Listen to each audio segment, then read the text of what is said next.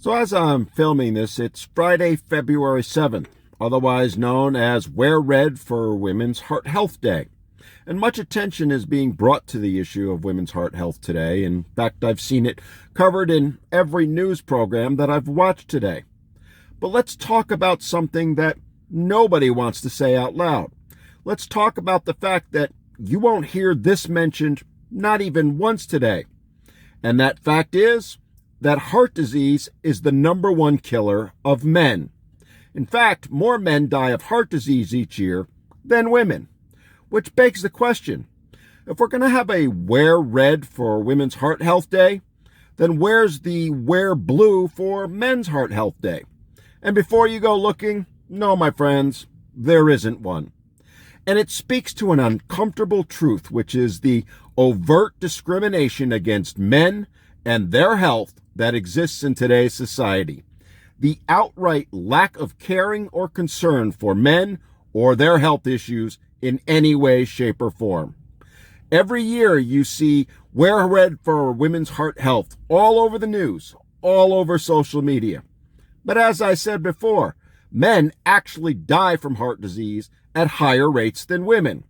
Here's some real, indisputable facts to consider. Men are 50% more likely to develop heart disease than women.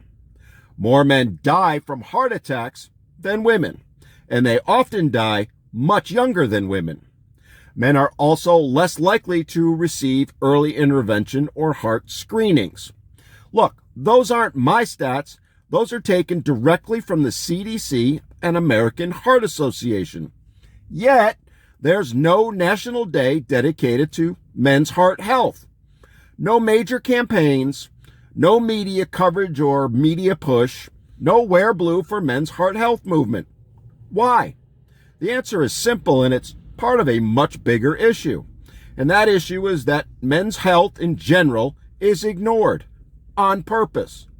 Men are more likely to die from almost every single major disease. Men live shorter lives than women in almost every country on earth. Men's quality of life tends to be lower than that of women's across the board. And despite all of that, there are fewer awareness campaigns, less research funding, and no national Go Blue Day for men's heart health. That is not an accident, my friends. That's systemic discrimination. And look, I'm not saying in any way, shape, or form that there shouldn't be a Women's Heart Health Day, that it doesn't matter, because it does. I fully support wearing a red day for women, but guess what? Men matter too. Their heart health matters, their lives matters, every bit as much as women's. So where is the Wear Blue Day for men? If you care about men's lives, you need to start talking about this. We need to start demanding awareness. We need to reach out to our local news anchors who have run their stories today and ask them, why aren't they talking about men's heart health? Why aren't they talking about the discrimination? Why, despite the facts, the overwhelming facts that men suffer more, do they not even mention it? And also, we should all wear blue today and make sure people know why we're wearing blue. Most importantly, we all need to speak up and speak out. We need to stop letting them keep ignoring us. Men's heart health and men's health in general matters. Matters every bit as much as women's. And until we as a society acknowledge that, we can never say we're actually about equality. I ask you, if ignoring a disease that kills more men than women isn't discrimination, then what is?